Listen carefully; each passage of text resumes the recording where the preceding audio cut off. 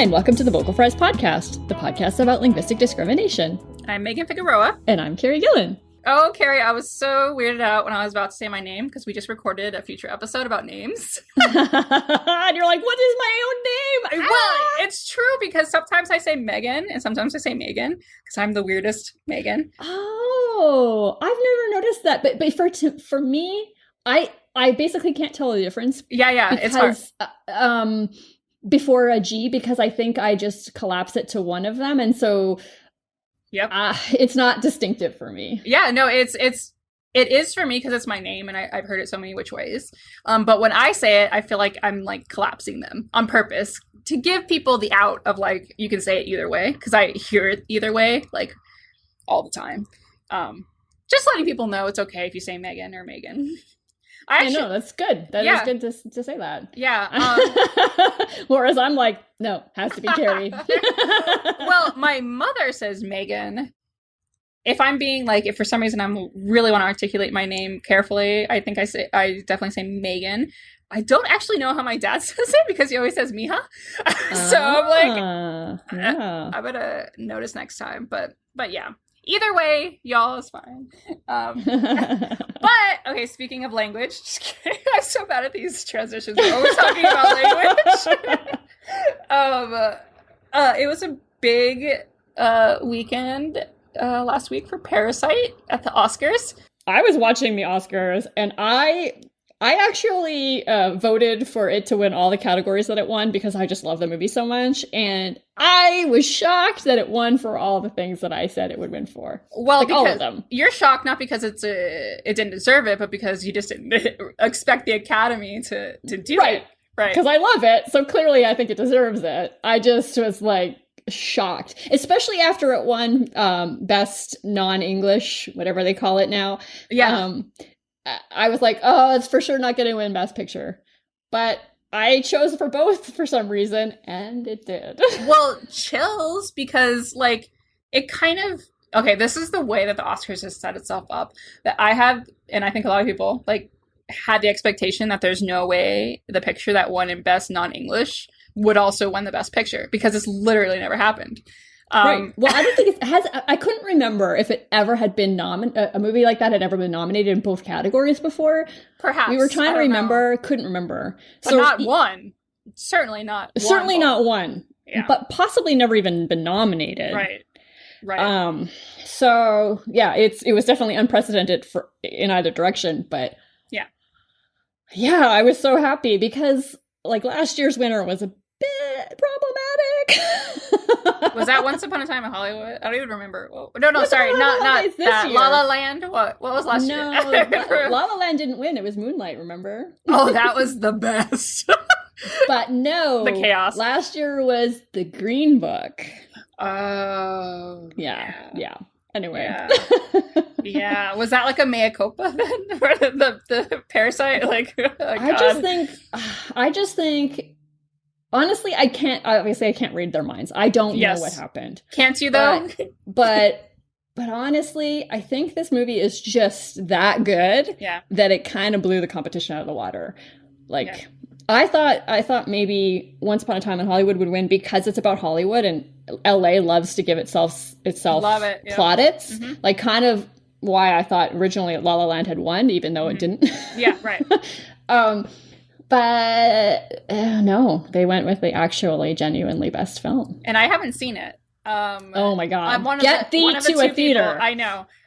So no spoilers here. Just the fact that, I mean, again, I am glad that we're moving a little bit forward, that you can break this precedent where no non-English film has won Best Picture, because of course non-English films can be Best Picture. Come on. Oh, right. Last year Roma was nominated. Oh, that's right. But Roma probably should have won. It's certainly better than Green Book. Did it win Best Foreign Film? Because it was called Best Foreign Film last year, I think, wasn't it?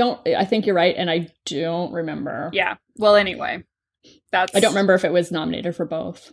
I think he won for Best Director, though, the Roma director. Because it was Mexico director. I think that's correct. Yeah. Anyway, so speaking of Parasite, yes, John Miller at Millerstream on Twitter tweeted this Lovely tweet. A man named Bong Joon-ho wins #Oscar for Best Original Screenplay over Once Upon a Time in Hollywood in 1917. Acceptance speech was, "Great honor, thank you." Then he proceeds to give the rest of his speech in Korean. These people are the destruction of America. Okay. But it's so layered, Carrie. Racism is the stinkiest onion of all. Yikes, yes. I hate that. I think he, just given his tweet, he's making a point of the quote unquote broken English, right? Like, I'm imagining him like pulling it out and writing it exactly word for word what he said. Because what did he say? Well, he claimed that that Bong said, "Great honor, thank you." And honestly, I don't remember if that's what he actually said. Yeah, he said something along those lines, but I don't know if he's quoting directly or not. Yeah, I don't have any. Alberto Rios called it generosity of spirit. I don't have any generosity of spirit. I think that he's probably mocking his English too in that little bit. Right. Yeah, I mean, why would you give him any benefit of the doubt? He's saying these people are destruction of America. Yeah. So he starts out with mocking his English, and then being upset that how dare any other language be spoken on the Oscar stage. And then othering. Like, okay, that's the ultimate othering, and then you're just going to directly other by saying these people. I mean, it's worse than othering. Yeah. This is like straight up xenophobia. Yeah, I mean, I'm surprised he didn't, pull out some of the cockroach imagery or. Right. I mean, the next step is that. Yeah. For sure. Yeah. And then he claims in the next tweet that he's not talking about Koreans. He says, quote, "These people," unquote, "are obviously not Koreans, but those in Hollywood awarding a foreign film that stokes flames of class warfare over two films I thought were more deserving simply to show how woke they are. That should be clear from the rest of what I tweeted about tonight's production." No, it's not clear, and also I think you're lying. Oh, it's so lying. Because it probably went viral. It got ratioed, I'm sure, hopefully. I mean, I can't tell, but I'm pretty sure, yeah. It did get 32,000 likes. Well, there's a lot of racists on Twitter. It's a cesspool. I mean, there are a lot of racists. In general, period. Yeah, sure. And in this case, like, super racist, because, like, a lot of people are racist. But anyway. Yeah. Oh, yeah. Yes, this outwardly, I don't want your language or you people in my Oscars or in my grocery store or anywhere, in my space, in my white public space. And also, no, I am sorry. Neither of those movies are more deserving. Okay, so we have an email from Kelly. "Hi, Megan and Carrie. I just listened to your February 3rd episode and wanted to echo something that Daniel mentioned one of your prospective guests he suggested to you. The Scottish Gaelic consultant for Outlander. And I'm not saying his name because I forgot to look it up, the pronunciation beforehand, and I don't want to mess it up. So if you're already Outlander fans, you may already know this, but if not, you might enjoy checking out the series. I still have not seen it. I know so many people love it. I know, I need to watch it. I just have so many shows that I love that it's hard to slot in a new one. Yeah. But I do really kind of want to hear some Scottish Gaelic. I know. Well, how am I supposed to fit it in when I keep watching Schitt's Creek over and over again? At least I'm not doing that. Anyway, back to the email. One of my favorite shows is about to start again, so anyway. Yeah. So he's been a guest on a couple episodes of the Outlander podcast, where he's talked about his approach to consulting on Scottish Gaelic use in the production.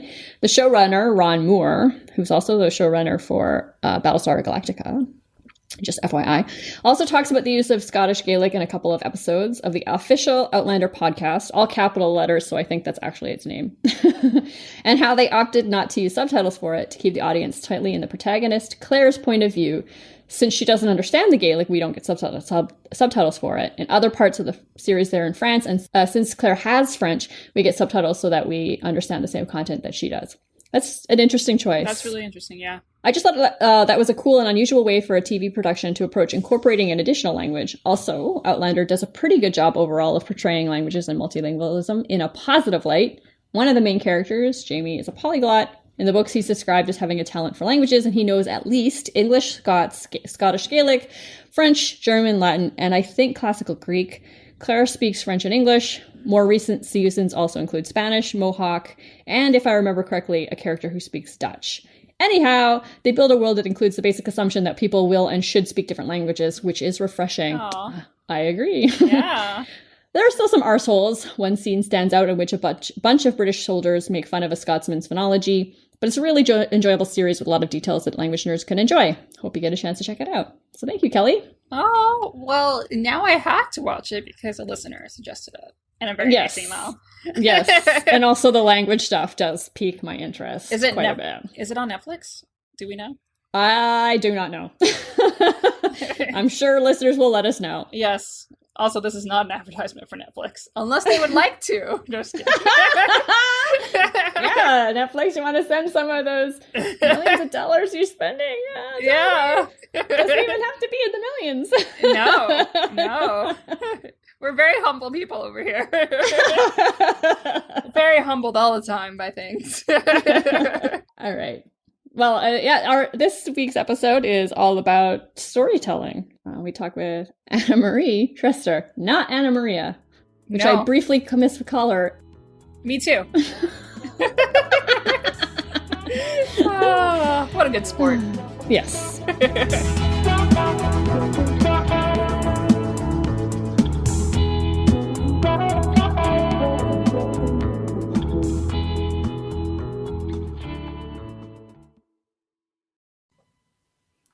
Like this show and want to make your own? Let me tell you about Anchor. It's free, and they have creation tools that allow you to record and edit your podcast right from your phone or computer. And now you can even add any song from Spotify directly to your episodes. The possibilities are endless for what you can create, whether it's music analysis, your own radio show, or something the world's never heard before. Anchor will distribute your podcast for you so it can be heard on Spotify, Apple Podcasts, and many more. And you can also make money from your podcast with no minimum listenership.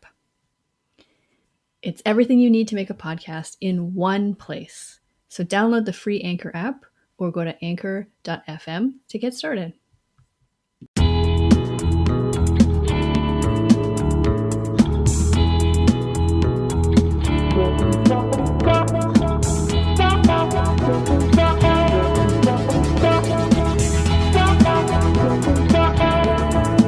Today we have Dr. Anna Marie Trester, who is the founder of Career Linguist. She's an educator, researcher, and consultant who is passionate about bringing linguistics to work. She helps linguists figure out better ways of articulating how our expertise is useful and helps the world of work use linguists to solve the kinds of puzzles we are uniquely equipped to solve. She's also interested in storytelling as the author of Bringing Linguistics to Work, a story listening, story finding, and storytelling approach to your career. So welcome, Anna Maria. Anna Maria. Oh yeah, that has been my whole life. I answer to both. I've had business cards that say Anna Maria, and I understand and celebrate this. Well, it also makes me think of Anna Maria Tremonti. Yeah. Canadian journalist. And I think that's where I always want to go because your name is so close. And you're from Southern Arizona, so or at least lived spend a lot of time. A significant portion of my life in Tucson. High school, college. And I still light up. I was at a book reading the other night, and the author hinted that she was from Arizona. Oh, where are you from? Yeah, and she was Tucson. I love that. And surely you're not the only Anna Maria in Tucson. Anna Maria. Too. I know. That's what I'm saying. Yes. There are Tresters in Tucson. My last name is quite uncommon, but. When I say Trester in Tucson, I'm often asked, are you related to the so-and-so Tresters? And I am not, that I know of. Well, and you're so close. Rebecca Traister. Well, yeah. So, I'm sorry. What we're really saying is your name is very, very perfect and interesting. I love it. I teach storytelling to, people. And one of the first icebreakers that I like to do is tell a story about your name.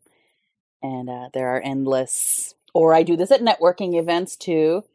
We just go around and, the linguists always have interesting stories to tell about their names. It's a great way to start. Yeah, that's true. So you say you spend a lot of time in Tucson, but I am hearing a little bit of Minnesota.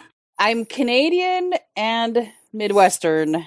Moved around. I moved around a lot when I was growing up, and I have I blame that on why I became a linguist. Sure. Yes, because every time I moved, I would have an accent, and then try to not have an accent, and then have more of an accent, and what I have now is a big mix. Well, I think every linguist has some sort of story where they're like a moment where they realize that their language was X or someone else's and they want to know the answer. And then all of a sudden you're down this rabbit hole. 30 years later. Yeah, sure. Yeah. So let's begin with career linguist. Why did you start that? Well, it's a funny story, actually. I was teaching at Georgetown University. I was the director of a program that was focused on professional applications of linguistics. The MLC, shout out, the MLC program, Masters in Language and Communication at Georgetown. And I taught them a course that was called the Professionalization Seminar. And in this course, one of the things that we did was you picked an organization and you did an ethnography. I called it a mini ethnography, where you spent some time, and if you could, get in the doors of that organization, be an ethnographer, talk to people who work there, spend any time, that you can learning about it in any way that you can. Anyways, we were doing this project, and my students were like, why aren't you doing an ethnography of an organization of interest? I was like, okay, I accept that challenge. So they had to have they had a portfolio. It was an online portfolio. So I had been kind of blogging and doing some stuff, but, put it all together into Career Linguist. That started in that was probably 2000. Oh yeah, in the aughts we said 2000. Yep, and we sure did. Right. Yep. 6.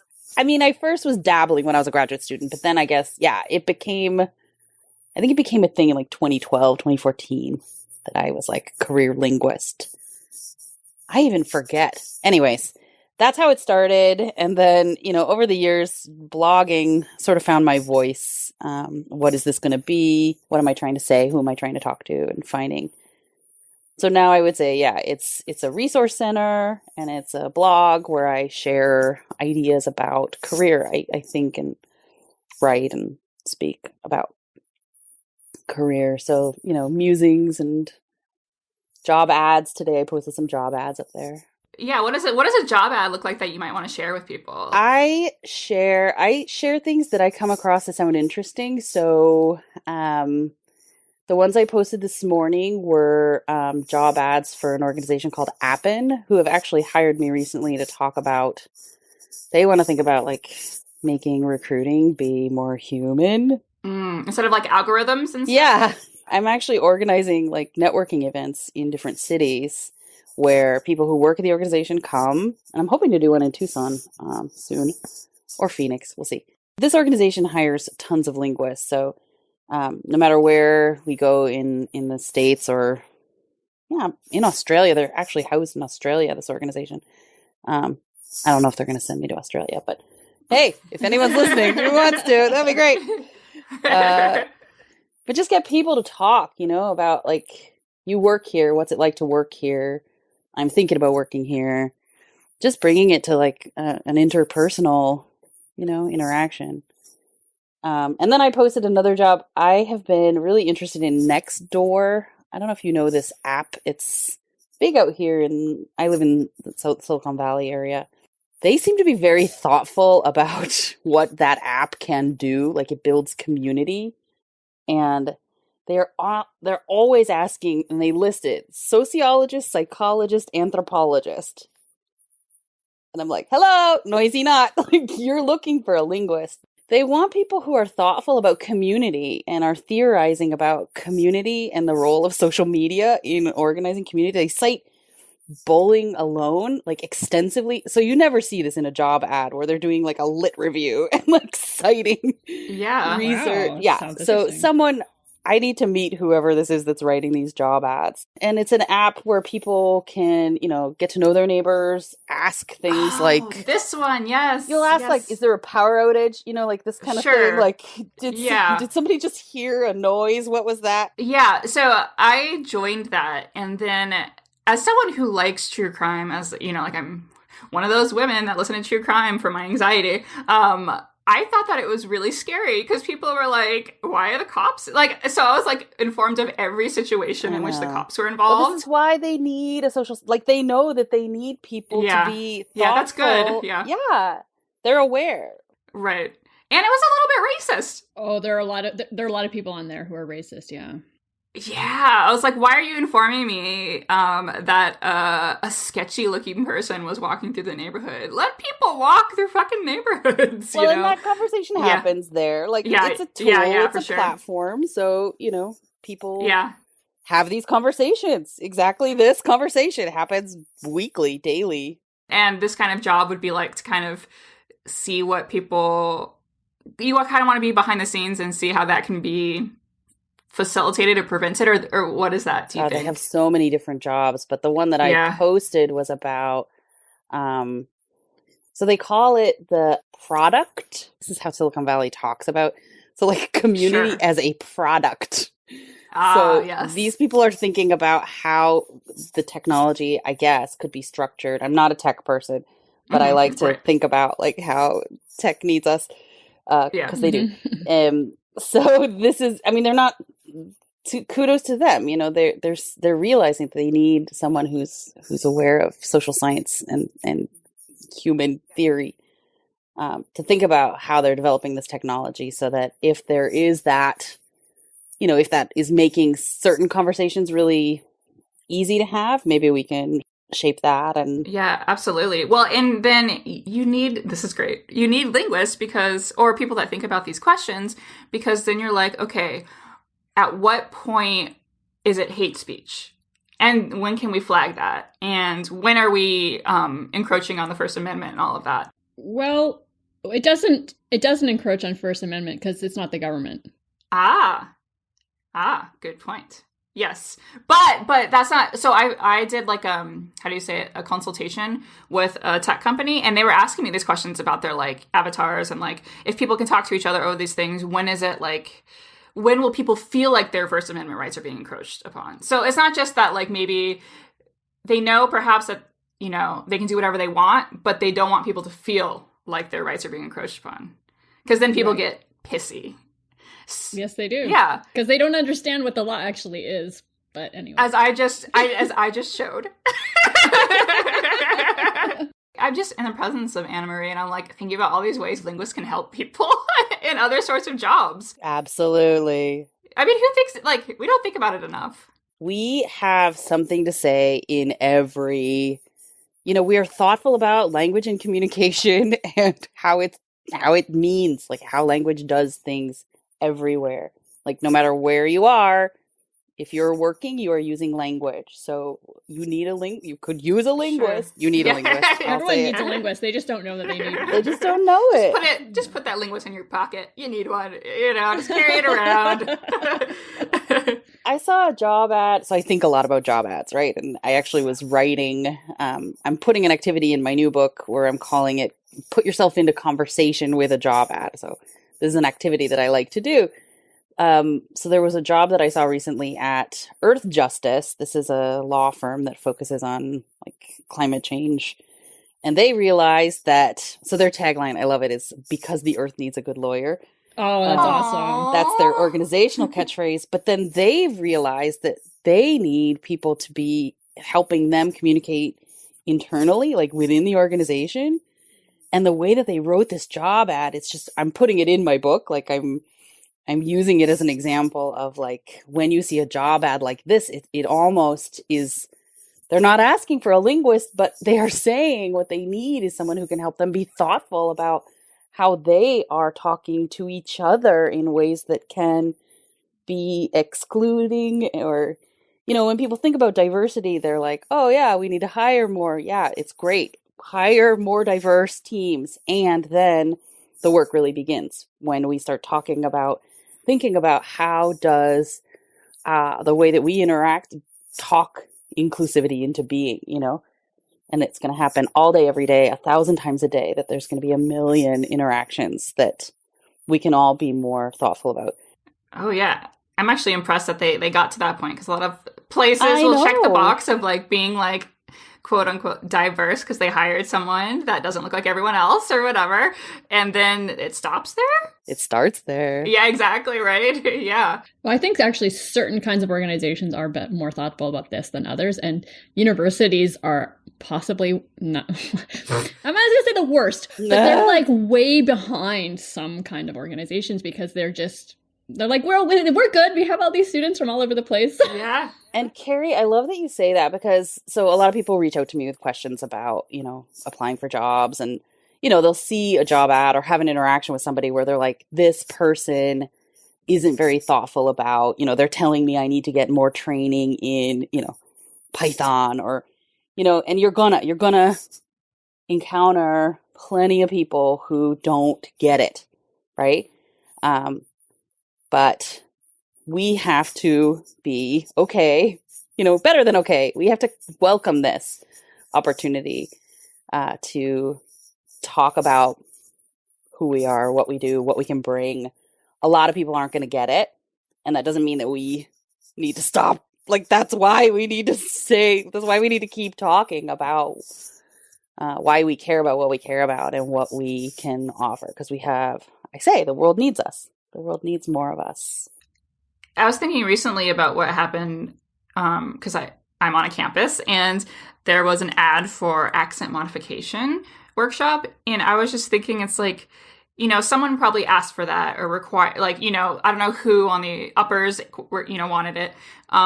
But why can't there be someone that's like, if we're going to do that, we need to do accent accommodation workshops too, or something like that. If this is something that we're really going to keep doing, because I see it all the time and I don't see it dying. Well, so I did my dissertation research was on improv. So I take a yes and approach always to life. That's cool. It's how I think. So when I was at Georgetown, the business school approached me. Somebody went to a conference and learned about ethnography, and then they came back and like looked at the course calendar, like who's teaching ethnography, and it was me.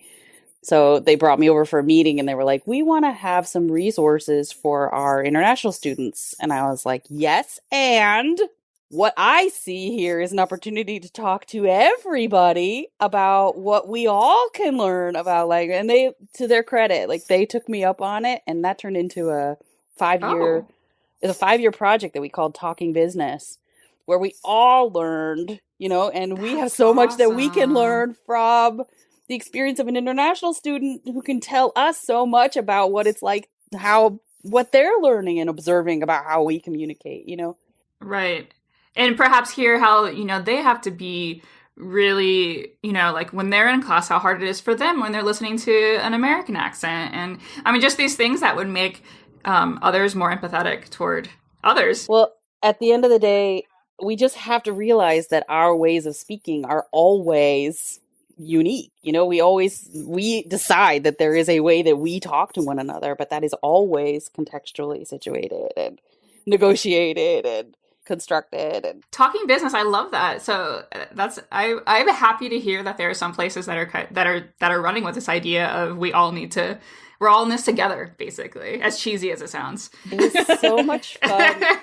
They opened their doors to us, and what we did was they let us record all of their interactions, and so then when somebody in that group wanted to know, we just would offer it to them. Like if you would like to have a conversational style consult, let us know. If they said yes to us, and I'm going to be reaching out to these folks because I want to, like, it's now been like 10 years. So like, how has this helped? I hope that it has. Yeah. But we would be able to pull up, we had video, and I had at that time a team of like 7 research assistants. So we could queue up the video and we could find an example of them. Like, this is how you have an argument with a classmate. This is how you make a persuasive presentation. This is how we could help them be thoughtful and like reflective on, this is how you are using language. And, here's some ways that could be interpreted, misinterpreted. There's ways that this makes a lot of sense in this context. How could this,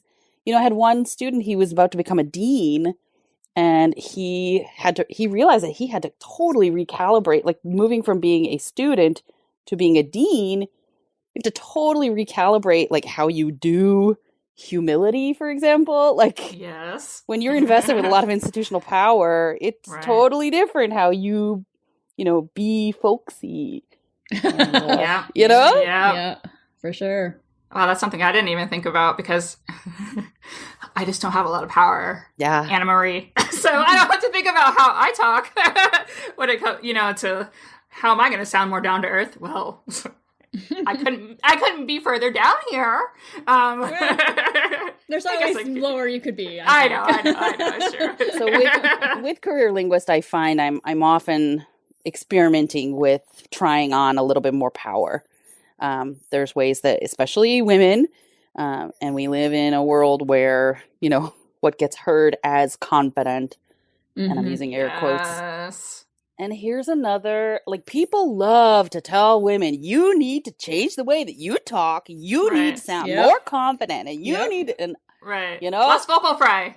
Okay, so let's think about what gets heard as confident. Sure. So I'm working on this new book that is right now, I'm calling it Employing Linguistics. We'll see how that. I want there to be that ambiguity because it's about work, but it's not just about work. It's how you use linguistics. So I'm starting off with a story from a woman who's just starting off her professional life. She's just graduated. She's got a master's in linguistics and she's launching her own business. And I've been, in the course of, I do workshops. I travel and give workshops at linguistics departments around the country and world now. Yay. I went to Finland last. Ooh. Oh, it was so great. Yeah. In Finland they were saying, maybe it's just here, but we have a hard time projecting power. I was like, yeah, no, it's not just here. What? But I was playing them this interview from this woman because, they were saying she doesn't sound confident. I'm like, and yet I'm telling you, this woman is launching her own business. She knows what the hell she's doing. She's doing it. Okay. We need to really question what we are saying when we say that person sounds. Going back to job ads, some of the language they use in job ads is so off-putting. Yeah. It makes it sound really boring, A. And then B, it's like, oh, I don't think they want someone like me. Yeah. Or I'm like, is there some tinge of sexism or something here? Huh? Yeah. And I'm like, do I want to work for them? Yeah. That's kind of what I meant. Yeah. This is where I mean, we have to, I like to say that we linguists, we lean in when we hear, miscommunication, misunderstanding. Yeah, there are problems and they need us. So I mentioned that collaboration, I'm finding this organization, Appen, they're open to me talking with them about, even it starts with a job ad. When you're talking about who you're looking for, there's gonna be, we all have a way that we can become more aware of how we're using language and embedding our own perspective. This is a process that we all need to be working. Someone emailed me and asked me for some perspective on a job ad they were sending out. And my first thought was, can you explicitly put that you may read these job qualifications and think that you're not qualified? Try anyway. Nice. Yeah, because I'm like, this is something that I'm seeing that I run into where I'm like, and I have to be like, all right, put on your cap and think about all the people that are just like, barge forward confidently. Yeah. Just be more like that because you never know. And I wanted them to put that specifically because it's women or other minoritized people that are going to read that and say, I'll pass on even applying. Absolutely. Yeah. 1,000 times, yes. Yeah. Well, I was happy just to know that someone was reaching out, or that people are being more thoughtful about this. People are, and they need help. And we're going to make mistakes. We're going to make 100 mistakes, and we need to get better at, this is where my improv, I think, is such a boon to me, because it really taught me how to make mistakes and to be a little bit easier about, I messed that up, and we need to try again. What, are you telling me that improv is basically therapy? Is that what you're saying? Because it's no. What if That's I told where you I learned that? My improv troupe was called Cheaper Than Therapy? Yeah. Oh, Nice. perfect. Yeah. Yep. Well, it's funny because you said you're always yes and, because my therapist taught me that. So your therapist is probably from improv because I think that's what they're teaching now to people that go this route, like all these new techniques. But it's like, Wow. well, sure, someone from improv yeah, exactly, started that. The facilitator of what workshop or whatever. I know when I taught improv for about 10 years in Washington, D.C., and I got so many people, they would tell me that, you know, they came to improv because their therapist told them to come to improv. I started having relationships with therapists who were recommending their you know, clients come to work with me because they knew that I was kind of thoughtful and welcoming, particularly embracing of this kind of work. I mean, it applies to anything, right? Just thinking, go and get to the job ads, like maybe like you're looking at these qualifications and you see that it's you might say to yourself, oh, I don't have the 2 years of experience.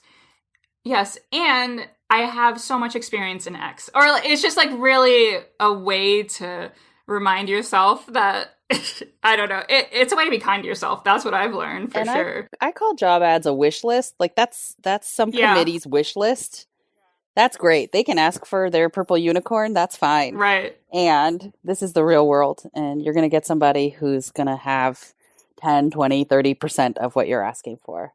Yeah, I just helped a friend. I was like, no, you need to apply for this. I don't care that you think that you're not, like, you really want it, try. Absolutely. Yeah. And there's often, I don't know if you've read the book, there's a book written by Stanford design school professors called Designing Your Life. And they are kind of down on job applications. They say, like, don't even look at them. But I say, do look at them, because that's enough to look at and see if there is a spark. If there is any interest, then go for it. And use that to start a conversation, use that to launch in. But truth is, you know, so few jobs actually, you know, when you look at the hiring process, there's so few there's such a misalignment. There's so few job ads that actually correspond to, like, the thing that gets hired. And, like, I look at their book to talk about the numbers. I'm not the most quantitatively oriented person, but it's a lot. So know that if you find a slight interest, a slight alignment, apply, and it could well be that there's another job or a different job or a new job that they see when they see your materials. They think, oh, we didn't even know that we were looking for this person, but let's create a job for them. You have clients. Are your clients the companies that are looking for linguists? Sometimes. Sometimes? It's a new thing. Started last year, where I have this organization that's I would like for it to be both.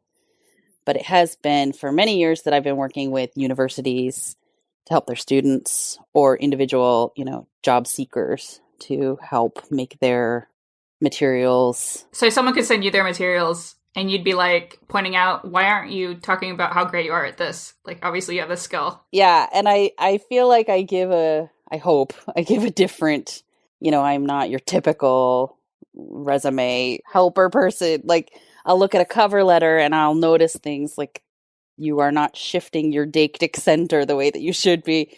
This is a classic thing in cover letters. People write about why this would be a great job for me. Like, this would be a wonderful opportunity for me. And it's understandable, right? Like, you're in your head and you're thinking about, wow, you know, I speak French. This would be a great opportunity to practice my French. And what you have to do in a job, you know, in job materials writ large, but especially in a cover letter, you have to say, like, you need someone who speaks French, because think about how that's going to help you with this initiative that I see you talking about, you know, in the press. That signals a lot of things, right? That signals that you've been reading about them, you've been thinking about them, and that you're thinking about how your skills help them. Because they are their center, right? So they're thinking about them. So course. Make sure you appeal to them, right? Yeah. So you do work with the Linguistic Society of America? For 4 years, and now I stepped down. Anastasia Neeland and I were the organizers of a special interest group for linguistics beyond academia. Okay, that was you, yeah. Well, we restarted it. It had been started a long time ago. We sort of breathed new life into it in 2014, and we carried the torch for 4 years. And now we've passed it off to a team that has a ton of energy, and they are just kicking butt. We just had the meeting. Were you there? I wasn't there. No. It was my first time. I haven't been in a while. I had a little bit of FOMO, but yeah. So I was telling Carrie, one of the top tweets for a long time about the conference at the hashtag, LSA 2020, one of the top tweets was from a presentation that one of our SIG members made to a department chair meeting, where it was a list of things like do's and don'ts for when your students get a non-academic job. And the big don't was, and somebody took a picture of this, and it was Lauren Collister, and her tweet blew up. So it was, don't say, we'll miss you. Say, how wonderful. You got a job that I hope you'll come back and tell us about, keep us connected to you and keep coming back and telling our students. And, that's an act of erasure that is probably not intended. How othering is that? And that is so common. Yeah, it happened to me right after I decided, you know what? Fuck this shit. One of my Facebook friends who I'd known for since I was an undergrad, he was like, oh, we'll miss you. And I was like, A, I still have stuff coming out. I still do. And B, like, what? Like, we're still connected on Facebook. We're still going to be like, you're not a linguist anymore. Right. I'm still a linguist. I'm still doing stuff with language. Like, how, I don't know. I was mad. As you should be. Yeah. When I graduated, someone told me it's a shame because you're such a good researcher. And I was you can't do research anywhere else. Right. And I still am. I don't have like a tenure track job, or I'm not a postdoc, but I'm still doing research. Yeah. It was like, oh, I know you mean so well. Like, I can tell that that's you think that's a very like high, you're speaking highly of me, and I get it. But it hurts. Yeah. That I'm glad that you brought that up, because I just like want to say to all of the undergrads and grad students listening that you don't have to go into academia. And if someone shames you for it, that's some of their stuff going on. Well, it's part of the cult of academia, right? It is, absolutely. Yeah, I hope you have an advisor that is comfortable enough with whatever. Like, I know like the numbers look good when you have like, oh, look, my student went to tenure track. Like, I know that's what's like underpinning all of this, but it's like academia doesn't look like it did 30 years ago. Not everyone wants to be a professor. Like, all these things, it has to be okay. And I have to say it again, like, the world needs us. Like, on this panel that we had at the LSA, we had an asylum officer talking about his, how his linguistic skills come into play 1,000 times a day as an asylum officer. Like, the world has some wicked problems. Yeah. And I think lawyers should hire linguists on retainer, because we can help you a lot. Sometimes I show up at a school and people are like, I'm going to get an academic job. And I'm like, okay, wonderful.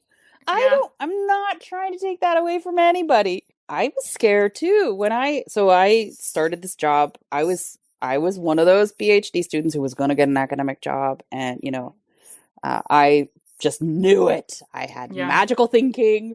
It was just going to work out. And when I was graduating, there was this program that was starting at Georgetown. And my advisor, Deborah Schifrin, well, she was one of my committee members. She was not my advisor. Sorry, Natalie.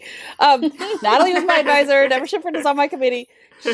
She advised me in that moment to apply for this job. She said, this is why you'd be good at it. Again, like talking about how we don't think about our own expertise. Like I had before grad school, I worked at an investment bank. I had some industry experience, and I came to linguistics from that, anyways.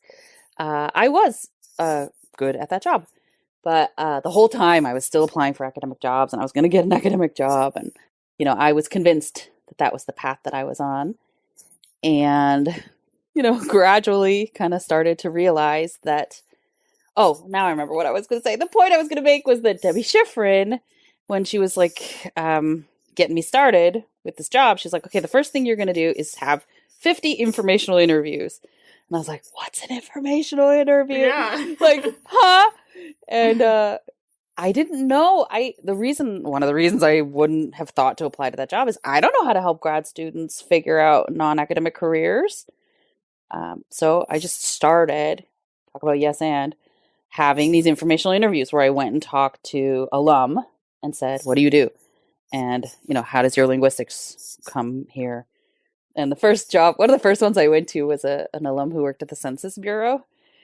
And so she's like, I have the best job, right? Of all the people that you've talked to, I have the best one, right? And I was like, you're the first one. I don't know. Like, maybe you seem really happy. But Yeah.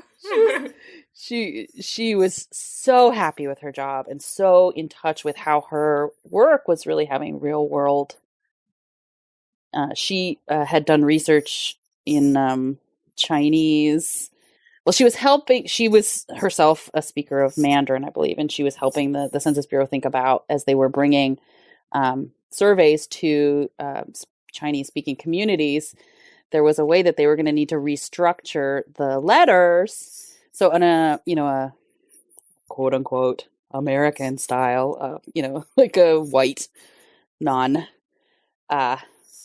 thinking about it style would be to say, like, please complete this survey because blah, blah, blah, blah, blah. But in the discourse style of, Chinese speaking communities, you needed to structure the request such that it said, background, build up to the request. So the survey, when it was restructured that way, was getting a much higher, it was, people were actually responding and getting the data that the Census Bureau needed. So yeah, and she did that. She helped with that. Yeah, she did that. It's awesome. Right. Yeah. Yeah, especially since it's so fucking important, the census. Oh yeah. Oof. Yeah, that's awesome. Yeah, I'm looking forward to it coming. I like filling those things out. I know. I remember being like 10 years old or whatever, or like 13, and being like, "Can I fill it out, Dad? Can I be the one? Can I do it?" Like, such a nerd. They have a bunch of linguists working there. That's good. That's awesome. And doesn't every state have kind of like a census, their own little census bureau too? So. Like, I mean, I'm just thinking about there's so many places for linguists. It's not just like there's one centralized census bureau. They have like every state has something that's working on these things and all of that. Yeah. So many jobs. You collect stories for your books. It's one of the things that I do, yeah. That's the kind of stories that you're collecting? So we definitely need to hear, as a community, we need to hear more stories. I think through stories, we learn about the different kinds of, things that people can do with their skills and training in linguistics. And so that's why I write. That's why I'm writing this book now. Again, another one. Because I felt like the last book I wrote didn't have enough stories. It had like 5, but now I want to have like 50 because I want to tell a story of career diversity. So that's one of the ways so I have this approach where I think about storytelling, story listening, and story finding. So the storytelling part of that work is just getting lots of stories out there. But then I advocate for an approach that is more ongoing and, it's sort of like what I was talking about when I'm talking about that job at Earthjustice that I see having such potential. We could learn a lot from paying attention to the stories, listening to the stories that are being told, like in a job application, at the workplace, adopting a story listening approach could be really informative about anything. I always think about Charlotte Lindy's work when I think about story listening. She was hired for many years by NASA to, I always say she was chasing astronauts around. I think that's not exactly what she did all day. But she would capture the stories of, missions when they were being retired. It was one of the things that she did. And they had her having her job responsibility. They called it knowledge management. But as a linguist, she had expertise in what is the knowledge, the expert knowledge that is contained in these stories that will not be codified when these people retire or leave, or this mission gets retired. So having someone who's listening for story and being very thoughtful about the knowledge and wisdom and institutional best practices that are contained in. So again, everybody needs one of those linguists, story listening at their organization. That sounds amazing. Yeah. Yeah. I want to work for NASA. I got to go, I visited her one day and I was like, Charlotte, you are doing nothing to dissuade me from like saying you have like the coolest job in the world, because she took me to the Mars model and we were like chasing around like, oh man. Yeah. Dream job. I was gonna say, like, isn't every little nerdy dream job NASA? You don't even know what part of NASA. You're just like NASA. Well, when I was first went to university, I went into engineering because I was like, Star Trek. Yeah, I'm gonna build, shuttles. Wow. And then I was like, nope, hate this. Yeah. But if linguistics could have gotten me there. Yeah, you wanted her job the whole time. Linguistics got Charlotte Lindy to NASA twice. And you'll have to read my story, read her story in my book to all right learn how. Yeah. So in the book, I'm telling stories about how people use their linguistics as a mom, or how people use their linguistics as in bystander activism. Like, it's not just at work, but for a lot of us, yeah, it is really cool. For many of us, work is going to be the way that we bring. I grew up in a family that didn't have a ton of money. So my job was going to be how I traveled. It was going to be how I got to try on different worlds and explore, and career has been a major way that I have expressed my sense of contributing to the world.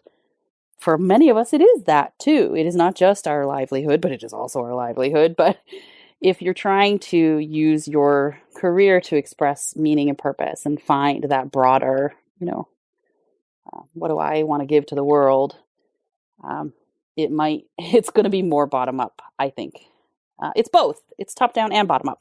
That I think it's particularly for people who went into academia. That's really important for us, is that we want to be doing meaningful work. One of my favorite networking groups, I participate in this group here in the Bay Area called Ethno Breakfast, and it's a lot of them are just nerdy. I'm like, that's so nerdy. All right, so professors who are listening, do this. This was a professor of anthropology. She has kept such a tight, close community of her grads that every month one of them invites a group of nerds into their workplace. We all trudge out to Facebook or to Workday, and we sit for an hour, we read, whatever the host gets to decide what we're going to read. We all read something. And then we talk about some theoretical thing, and they get to invite their colleagues who get to learn a little bit more about, I always knew that you had this anthropology or ethnography or linguistic interest, but I didn't know, how you used it or how it came. So they get to learn about us. We get to learn about them. I think this should be happening everywhere. That sounds amazing.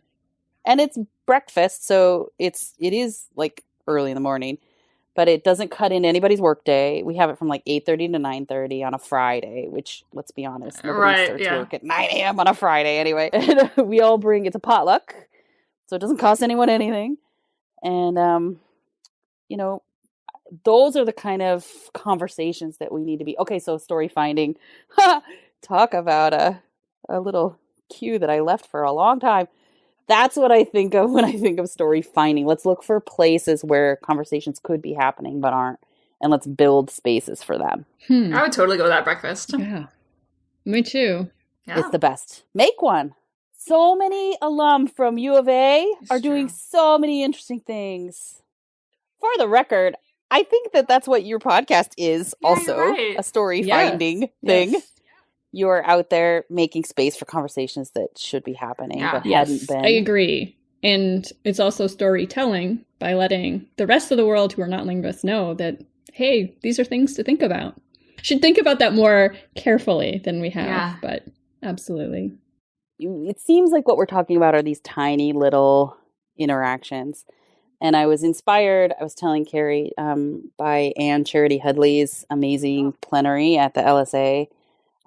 She was sharing this model, and this is a social, activism model where it's tiny little changes when they are amplified 100-fold, and, consistently reinforced. And that's a movement. And I think that we're engaged in a movement, and it's going to be a tiny little things, but they are happening all over the place. And so when you hear those little moments, or those little moments where you caught yourself being an asshole. Yeah, which we all do. Yes. Trying to adopt that mindset of like, here's a moment, here's a tiny moment, and we can be easy about it, and we can admit that we make mistakes and learn. This was after Anne's plenary, I went up and tried to say this. And so I'll say what I sort of said, that we all have to adopt a learning mindset. And it's so powerful. And we're bringing these messages to people with power.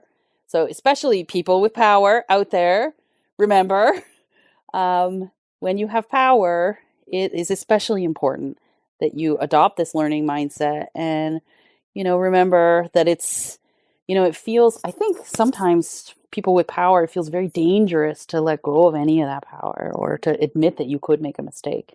Yeah, that's why I was afraid of this podcast. I mean, this is my little bit of power, right? Too, where I was like, what if I say something wrong? A, we can edit. It was very scary. B, sure. B, we can learn. It's yes. So the learning part has been very, like, I thought would be scary, but it's actually been very freeing. It's human. It is, yeah, absolutely. I remember Catherine Kimball Kibler had a session at LSA a couple years ago where she invited us to come practice in the lobby. They had a panel on ethics. And then she was like, meet me in the lobby. And I was like, oh my God, I'll be there. I was there early. Let's practice having these conversations. And it was just, let's practice having these conversations where we just say like, that wasn't great. Or, we can do better. However we learn how to say these things. Yeah, absolutely. And I think that all boils down to don't be an asshole, right? It is absolutely how you do. Don't be an asshole. That's how we all make sure that happens. We're all responsible for it. Yeah. Yes. Acknowledging is step one. Acknowledging that you made a mistake is step one. And it's good to acknowledge. Yep.